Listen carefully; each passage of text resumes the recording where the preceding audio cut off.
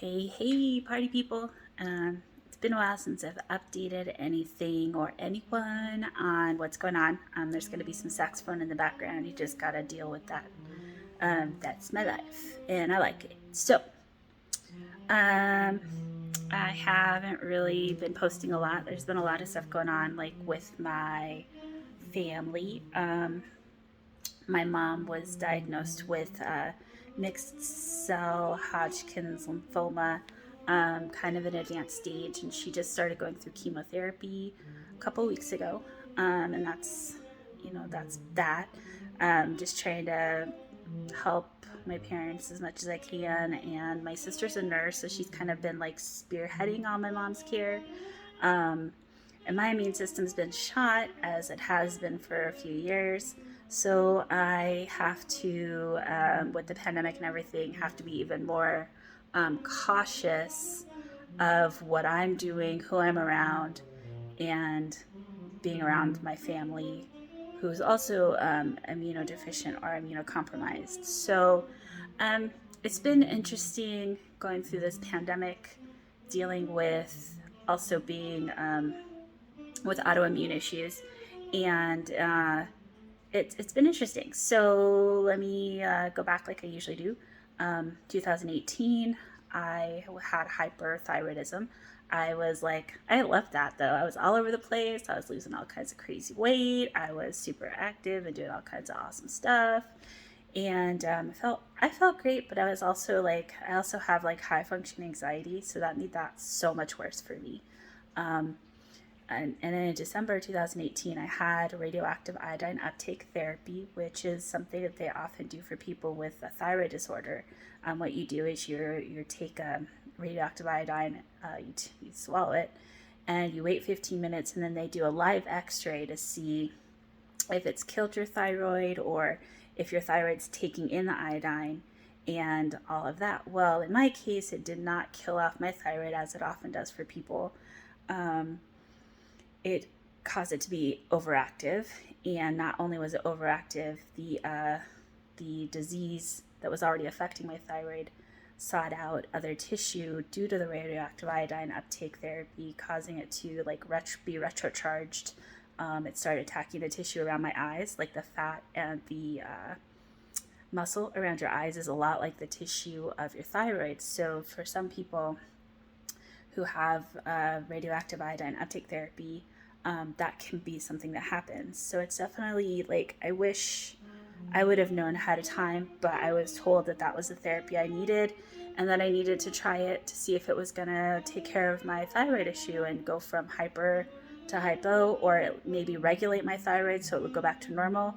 Some people I've known have been able to do that. They had a thyroid issue and the thyroid self regulated, they didn't need maintenance medications or anything. Well, my case, became more overactive, and I got thyroid eye disease really bad.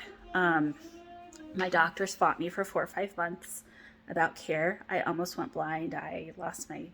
I was in school. I had to move back in with family, and it was just like, it was really hard just dealing with.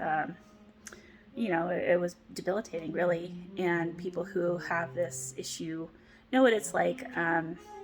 So then a year later, I actually had total thyroid removal, and I've never felt the same since then. I have to take different medications every single day, and on top of it, I also am a bariatric patient, so I was already taking supplements and things every single freaking day. And now I take Armor Thyroid in the evening, which is different than most people, but I take 210 milligrams um, in the evening, because it's easier for me to regulate, like not eating before, not eating after, because my thyroid medication is the one that, like, I can't take my iron supplements, I can't take vitamin C, I can't take zinc, I can't take anything.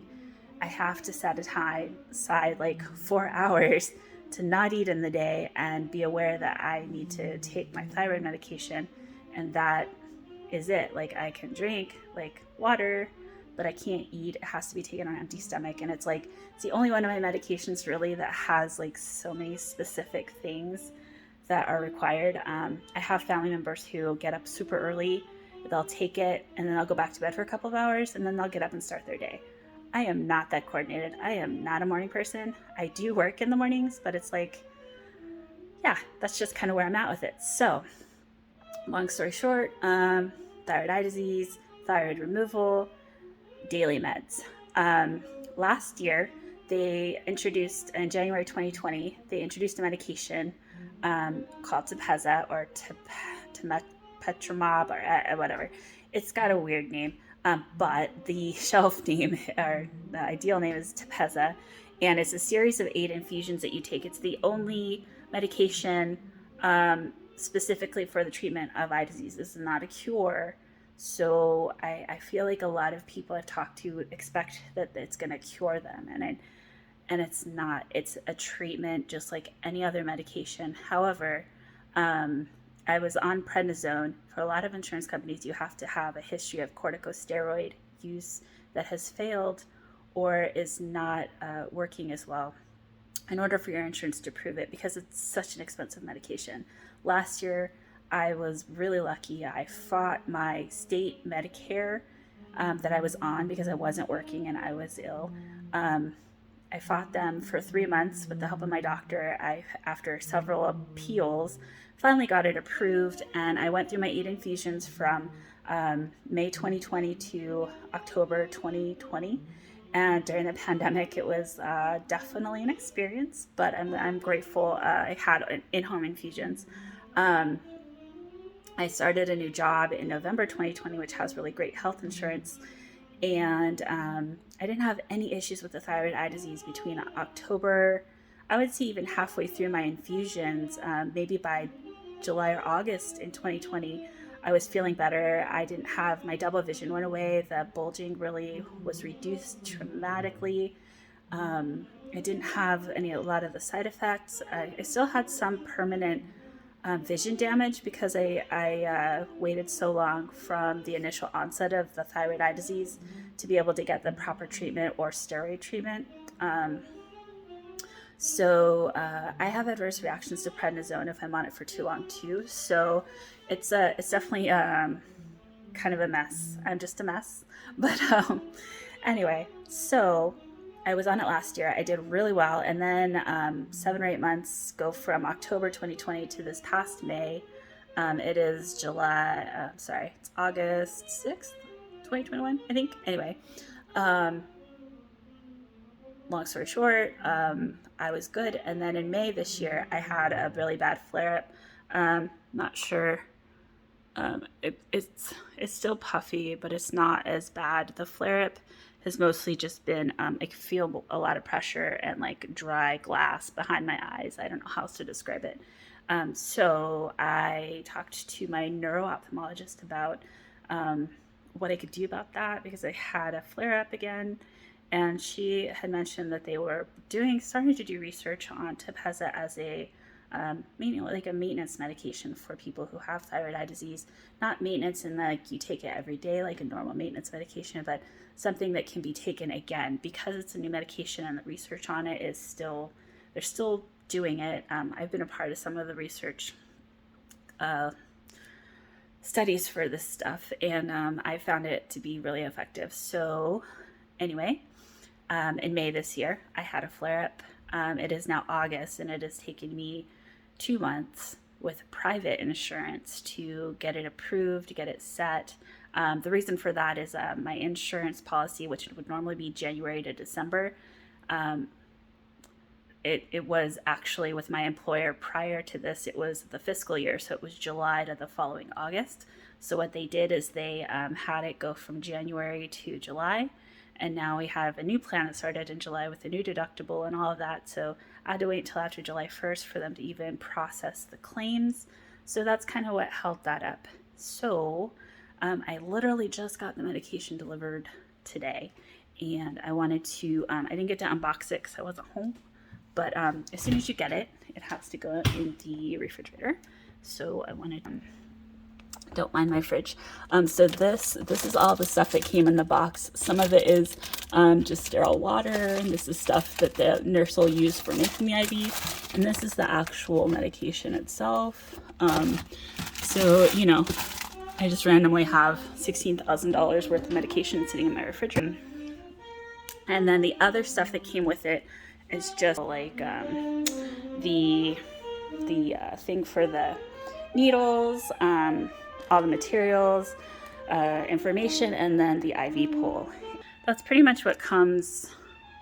Like I said, my first infusion is going to be in a couple days, but they deliver the medication ahead of time, and then the nurse schedules an appointment to come to the house. So that's pretty cool. I'm finally glad to get some extra treatment for my eye disease and get this going. Unfortunately, like along with this, and considering my mom is going through her chemotherapy and things like that, I actually, and this awesome COVID disease is kind of like,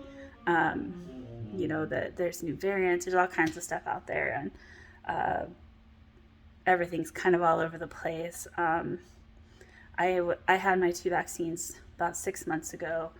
I'm waiting to find out about what boosters or what might be available for people who have immune issues and things like that. And I work at a school, so I'm always around a lot of people. And, I've gone back to social distancing, washing my hands, of course, taking a shower every time I leave home and come home, change all my clothes, just basic things to kind of help with any sort of mitigation, and still trying to, get by, but I definitely am having to limit hanging out with people, going out places, and so I do apologize for anyone who I haven't been able to see recently or hang out with, because I am back in self-isolation mode, but I'm around. People can come over and hang out if they want, if it's safe. And I haven't been able to really leave town because the altitude changes affect my vision really badly. And so with the flare-up since May, my whole summer's kind of been shot.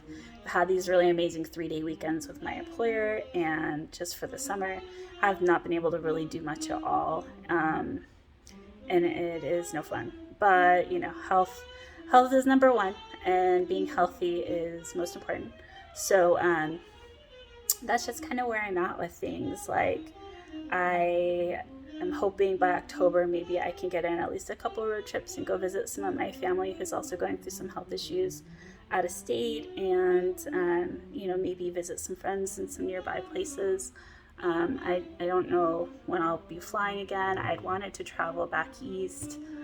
Hopefully some of my friends back east, most of which work for an airline and fly for free, will take the opportunity to come and visit me out in Phoenix for a few days or something when they have time. But everybody is just, dealing with their own pandemic-related issues or non-pandemic related issues, health or family or whatever. It's just a trying time for everybody. And I haven't really taken time to update things recently, and I apologize. I just haven't really been feeling well, and we've been just kind of working through the summer and trying to stay on top of things at home and stay on top of our health, but obviously also being in quasi-isolation mode due to the pandemic, and coming out of that just to go back into it is somewhat debilitating. But that's not to say, I guess in some ways I'm glad that at work, I can set my own safety protocols. I can work from home half of the time at least, and still maintain my own safety related stuff without issue or worrying about what I don't really care what anyone else thinks if I wear my mask. So they can look at me weird if they want to, and that's okay. So I know everyone's got their feelings and how they're dealing with all of this stuff too, and it's just a lot of anxiety, I think, for everybody in being out in public or not being out in public, or I don't know, just things like that. So anyway, thank you everybody for being patient with me. I apologize if I've kind of just been in my own little world, I still am going to continue to do that. But please feel free to reach out. I do genuinely miss everybody. It was really fun to take one of my dear friends out for her birthday on the 1st, and we didn't really do much. We stayed in like empty places, like mostly empty places, and it wasn't, it's pretty safe. So that was fun. But anyway, I do miss everybody, and thank you everybody for your patience and good thoughts, and if we could send your good vibes for my mom as she's going through some pretty intense health stuff herself. That's awesome. And just going to continue trying to take care of me and be there for, my family as much as possible, and just getting on. So my first infusion for Tepeza will be on Sunday, and then it will be every 3 weeks after that for all 8 infusions. So I'm looking forward to getting that going and then getting it over with for sure, and hopefully just feeling better and not feeling like I have like glass behind my eyes, because it's so hard with thyroid eye disease, especially with the flare-up. Like, I look fine, and I generally don't let people know if I'm not feeling well, and so people look at me when I tell them I'm not well, and they like look at me and I look fine, and they're just kind of like, they have their own reactions or think I'm just BSing them or something. And it's really hard to just be like, every day is a bit of a struggle getting out of bed, not knowing if I'm going to have the energy to like force myself to get up and go. I have to do that, and regardless of how I feel, I still have to, go to work, live, and it's a struggle every day with all these crazy illnesses and all this funky stuff out there. So I just hope everybody stays safe. Know that I'm thinking of everybody. I love you guys very much, and thanks anybody for watching my crazy ramblings. And I know I always say I'm going to update, but I don't always update. But I will, at least every 3 weeks with my infusions, I will be posting updates and answering any questions that people have, and hope that everybody is able to get treatment if they're looking for it. Thank you.